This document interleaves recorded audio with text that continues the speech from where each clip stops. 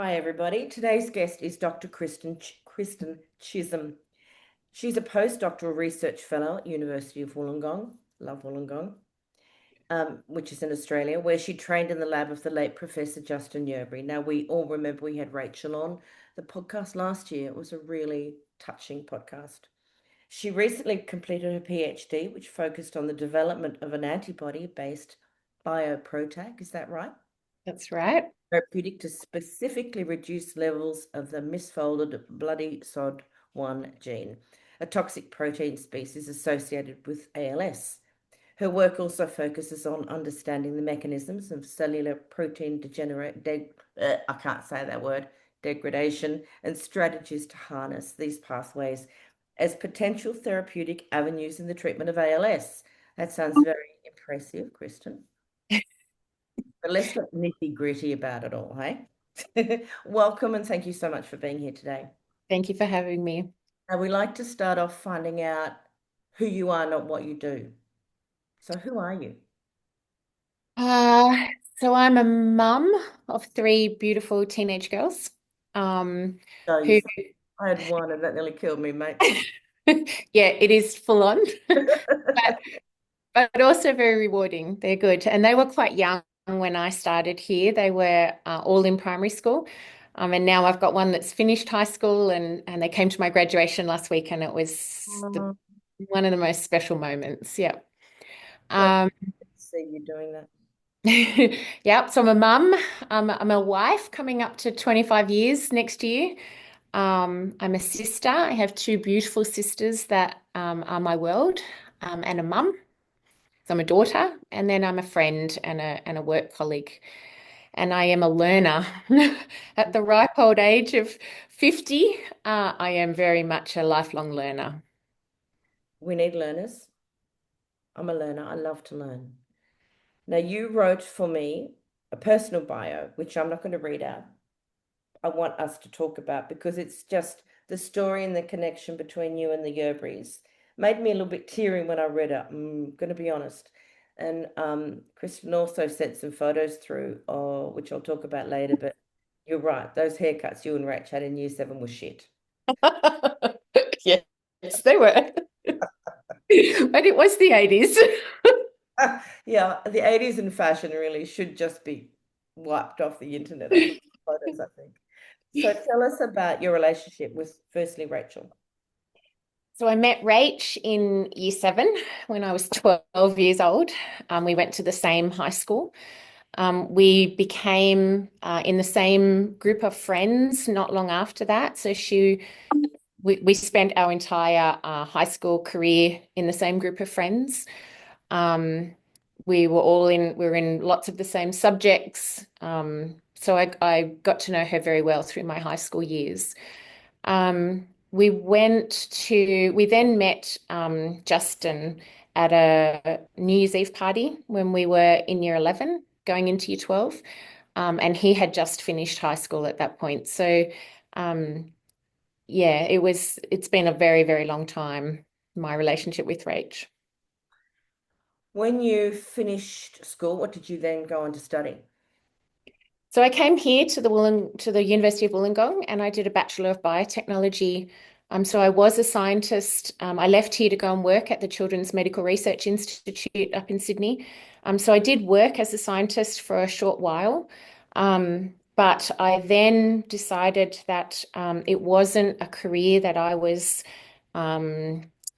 saw in my future. It was a career that I found didn't meet the needs that I had for what I wanted to do. And so I became a high school science teacher. So I did my dip ed. And then I went over and lived in London for 5 years teaching over there. And then I returned back here in around about 2005 and yeah, have taught for about 15 years once I came back. Oh, I didn't realize that. That's a lot. Yeah. So tell us how you've become involved in the world of MND, aside from being on the periphery with Rach and Justin. Yeah. How's that relationship evolved? Because it has. Yeah. Yeah. So I had left science um, around the time that Justin was starting to pursue his own science education. And so I was quite removed from his path through university, but through my relationship with Rachel, um, I was aware of what was happening personally within his family. I taught his daughters at the school I was teaching at. And so I had a lot to do with the family from the outside, not so much Justin, but Rachel and the girls. And then when um, my family and I decided that we wanted to take some time out of life and travel around Australia together. My husband had been working very long hours, and he wanted to reconnect with us and get to know his kids a little bit. And so we took a year off our lives to take a break. And at that time, Justin was he had been diagnosed. He had deteriorated to the point where the last time I saw him, he was in hospital.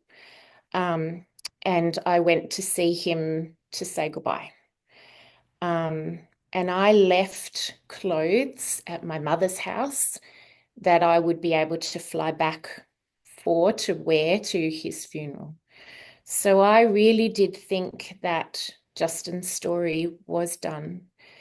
Um, it's at some point about 3 months after I left, it became evident that without the surgery, Justin wasn't going to make it.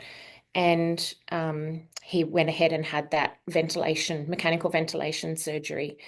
And then what followed was about 6 months of was he going to make it? Was he not? It was pretty dire. So I guess now we're talking, I'd been gone around 6 months by then. And so when it looked like he was going to pull through and he was stabilizing and he was transferred home, and Rach started talking about his his motivation to continue his work, to get his lab back up and running. And I must have watched that Australian Story episode about 10 times. um, and because I wasn't working, because I had this time and this space, my brain started going about what could I do? Could I do anything? Um, was I hoping for something that was impossible? At this point, I had been out of science for 20 years. And the scientific world moves incredibly fast. And so my knowledge was incredibly dated. And so I contacted the person on the university. I didn't want to talk to Justin or Rach about this until I knew the outcome, the possibility. So I contacted the university and I got hold of a professor called Lazanne Uwe, who also now I know her quite well and also works in MND. And she said to me, we need all types of scientists when I explained what was happening. And I think that was I often talk about a difference what one person can make, the one sentence that someone says to you. If she had said to me, oh, geez, you haven't been a scientist for 20 years, what are you thinking? But she didn't. And so she said, come back and see me, come in and see me. Well, I was in Port Hedland in WA, so I couldn't come and see her, but I continued to think about it. And when I came back to Wollongong, I couldn't get hold of her. She was away on a conference, and I contacted another member of the academic faculty here who had taught me as an undergrad, and he also said, come in and see me. And so I actually lined up to do my PhD with him. And my thoughts were, I will get myself qualified and trained up, and then I will go and work for Justin, because I knew that Justin was going to need hands in the lab. And so I went to Rach and I said, I've got it all sorted. I'm going back to uni. I'm going to get my PhD and then I'm going to work for Justin. And she said, just hold that thought for 1 minute. And she literally got on the phone and sent a message to Justin. And I got summoned to the Yerbury house to go and see him. And he said to me, you're not going to do a PhD with anyone else. You'll do it with me. And so that was how I ended up back here. And That you sent to me previously, and I love it. And it says, big dogs like Justin have the scientific ideas, but they need lab rats to carry out the experiments. And I thought I could retrain and essentially just be his hands. yeah, yeah. Done a little bit more than that. Yes, well, it was out of necessity, really. I would have been quite happy to just be his hands. So how Mm. long did you work with him in the lab there? Probably a year and a half. He was coming in really regularly. At that point, his communication was really, although he had no voice, he was speaking, and I could do a little bit of lip reading in conjunction with reading his eye gaze technology screen. So for probably a bit over a year, it was quite productive. Then COVID hit us, and he needed to be protected, and he was quite vulnerable, and so he started working from home. And so the contact became a little bit less. And then as time went by, it decreased as his ability to communicate decreased. So I think I probably stopped getting a lot of assistance and direct feedback and instruction from him after about 2 years of my PhD. Yeah. We know then that Justin died, and that is very well documented. And for many people who listen, they knew, if not of him, about him. But his work's continuing down at Wollongong, yeah? Yes, it most definitely is. So how many of you are in the lab down there? Well, we're probably about 10 to 15 people. There are 3 postdocs, so I'm one of them. There are 2 others. And then there's a handful of research assistants and students, PhD students and honours students. Yeah, so Justin had been extremely successful at getting grants, not all the time, but towards the end. Um, so he left us with um, a pool of money that and a pool of projects that we were all working on, and gave us the capacity to continue doing the projects that he had won the grants for. So that funding, some of it was from philanthropic bodies like Fight MND, and some was from the government. He had a big NHMRC grant. So that is the money that has kept us going since he's passed away. How's that pool of money doing now? Yeah. That pool of money is pretty much coming to an end. By the end of this year, it will have ended. And so we find ourselves in the position now of having to find our own pools of money. Um, I am 6 months post PhD, so I'm a newbie. And then I work with 2 others who are about 6 or 7 years post PhD. So they're on that cusp between what we consider an early career researcher and a mid-career researcher. So we do have, when Justin passed away, the university, the requirements of the NHMRC grant were that we had someone at a professorial level taking over that funding. So we do have a professor that is involved in our research, Professor Heath Ackroyd, but he also has his own lab and his own research interests. But he was one of Justin's colleagues, so he is very well versed in MND research. Yeah. So you've got a couple of issues going on in that a lot of people probably wouldn't consider that the Justin Yerbury lab is still continuing on without him.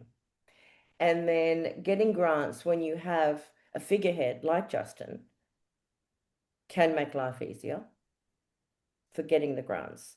So this is probably a bit of an issue with people not realizing that you're continuing on and that you don't have the branding that you had before being. Yeah.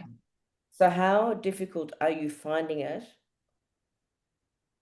and how difficult are you anticipating it to be to get funding, and how much of your time does it take to source funding, and any other comments you would like to make on funding? Yeah. So back when I was first a scientist, um, I witnessed the incredibly challenging conditions around being a professional scientist, having that as your career. The job insecurity is phenomenal. And one of the reasons I jumped ship wasn't that I didn't love science. I have always loved science. It was my first love, and it has remained throughout my life. But the job insecurity for people who are as well qualified as doctors, lawyers, engineers, the lack of appreciation for the work that scientists do is staggering. And I don't think anyone outside the field of science realize that. So here I am right now. I have 4 years of undergrad plus 4 years of postdoc, which took me 6 years, but of PhD. So I'm 8 years qualified, and yet I would earn more money as a high school teacher, and I would have job security as a high school teacher. And it is incredibly stressful. I have three teenage daughters. They're driving cars, they're requiring braces, they're wanting to go to university. It is extremely stressful to not know whether I have a job next year.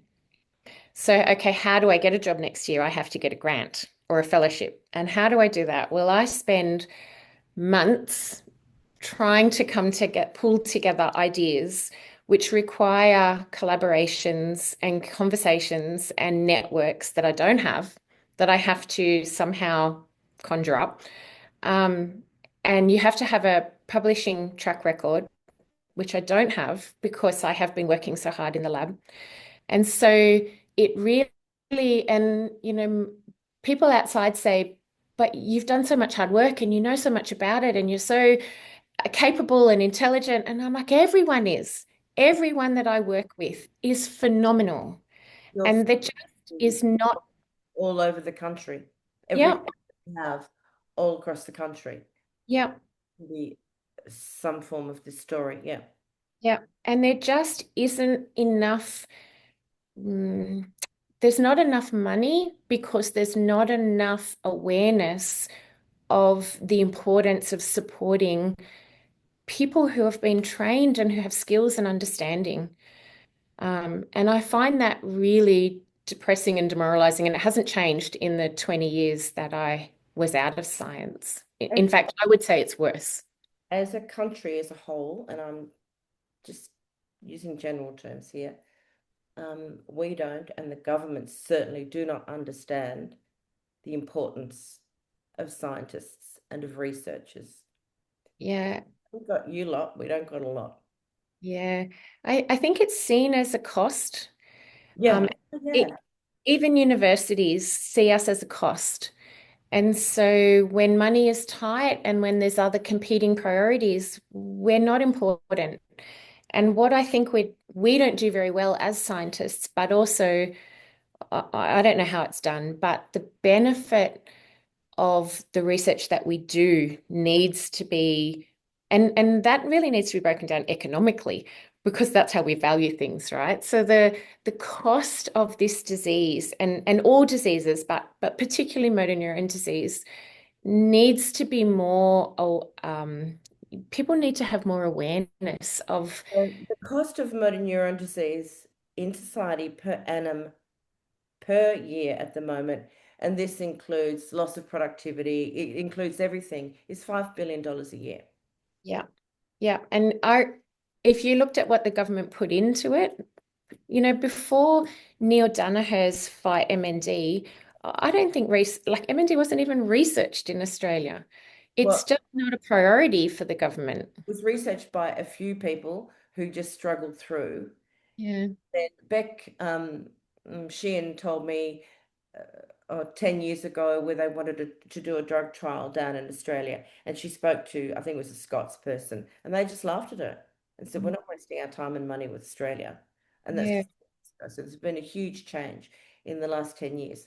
So if you had a magic wand and you could change the system, what would you do? I would give scientists job security. So have scientists on permanent positions where their job is to research. It's not to teach and it's not to write grants. Like really, that would be that every lab that has somebody capable of doing that should be supported to do that. Yeah. And then also there'd be more research going on too, because I know we spoke with Professor Brad Turner a while back, and he said 4 months of his year is spent looking for grants. So if you multiply that time that's taken out of the research area looking for the money, that's years and years Yeah. of research that's taken out every year. Yeah, Yeah. What a waste of time. what a waste of time. Yep. So what's next for you? So next is to write some grants. There are there, there are some the grant rounds come around twice a year because it's MND Australia and Fight MND are the people that I Yeah. will apply to because they are the place that I think are most supportive of MND research in Australia. I think it would be incredibly competitive for me to get a grant through the government funding. So thank goodness for those two organisations. So it will be to write some grants to submit to them. And then if that doesn't happen, and the funding isn't there, then for me it's to go back to teaching because like what else is there? Well, I have to work. So yeah, So the knowledge that you've gained and the study that you've been doing is going to be lost. yeah, yeah, yeah. It's not, the system is not right. Yep, Sorry, it just makes me, I get so angry that it's better that I say nothing than something, yep. because we'd get arrested by somebody. How can we help you? Well, and the other thing I wanted to say, like we have probably 3 research assistants in our lab who are these young, intelligent, capable people who also want to work in science. They may not want to go down the pathway of academics, but they're the lab rats and they go from contract to contract. And so someone like a Brad Turner or a Justin doesn't just carry the responsibility of supporting the research, they're also supporting these young people. Yeah, No, I did that, I and Dom Rowe and all of that lot, and they're well aware of that they're carrying a whole load on their shoulders. It's not just for them, it's for everybody else as well. Yeah, it's yeah, yep, so it's for yep, everybody with MND, and then it's for the researchers who need a salary, and yep, it's for the research to research this bastard of a disease to see if we can, you know, halt it or cure it. So yep. And there is nobody in medical research that's doing it to become wealthy. No, no, it no, is you're not for really the farm, mate. You're medical research, yeah. it is just purely done for, well, for me it's done because of the relationship I have with the Yerburys, but for for everyone that I work with, they're looking to make a difference. They're looking to make a difference to people that don't even know, but because they understand the disease, it's not, yeah, there's no one who is selfish in this career. Yeah, no, I understand because I meet many of you. Yeah. Okay, well, you've really depressed me. Thanks. No, no. So what can we do? Well, What can we do for you? yeah, I think we have seen the value that a public profile has Yeah, with Neil Danaher. I think that the more we get the word out about this pool of researchers, not just here in the Yerbury lab, but across Australia, this pool of researchers who are just needing support. So I think it needs to be government support, yeah, that we have to raise the profile of, um, we are significantly below the OECD average for research in this country. And we seem to prioritize everything else. It just doesn't seem to ever make the media how little we spend on research. And I think mm, it goes a long way having someone at the table talking about it. And I think that that's the value of the AFL community and the public profile that has come from that family. yeah. No, I couldn't agree more. I was going to say something really intelligent then, and it totally left my brain. Yeah, no, gone. Lucky I'm not a researcher, I'd be forgetting. We will, as a community, we're very strong, um, and a lot of people listen to this podcast. So I'm really happy that you reached out to me to let me know that you're there, and through me to let everyone else know that you're still there. Um, I don't remember what I was going to say. If we did a cost benefit analysis of the wastage and trying to tidy up messes after the event and scrambling to fix problems instead of putting money in at the top end, at the very beginning, where we can research and find solutions or possible solutions to issues, there wouldn't be so much crisis management at the other end. It'd be financially far more beneficial. Yeah. Yeah, yeah. It's just the priority systems. I think we can find the money to build submarines or pay for submarines, but yeah, But not also, to. you know what? MND is not sexy. MND is the unsexiest bloody disease that you can possibly find. It's Yeah, not pretty. You're not a gorgeous poster person. So that's another, PR issue that we have. yeah, and they call it a rare disease, and yet every single person you speak to knows somebody who's had MND. It's no longer a rare disease. 2,800 people in this country at this moment are living with it, and it's growing exponentially. Yeah, That has to be understood as well. You yeah, know, in 5 years' time, am I going to be sitting here saying, well, 3,800 people or 4,000 people have this disease in this country at the moment because it is exponentially growing? yeah. Yeah.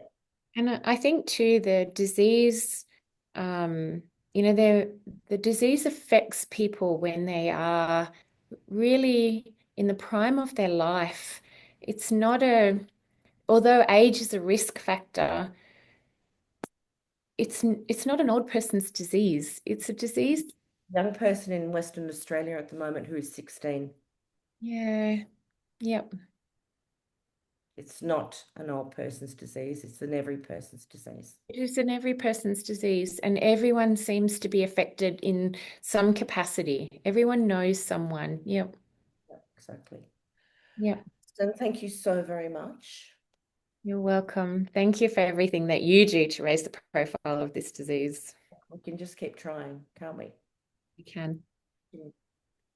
Bang our heads on doors and just keep trying, and we will be successful at some point. And thank you for all you're doing, and thank you for trying to find a solution. Yeah, to a whole lot of it. Yeah, yep. All right, we will still be in touch. Okay. Thanks, Jane. It was lovely to meet you. And you.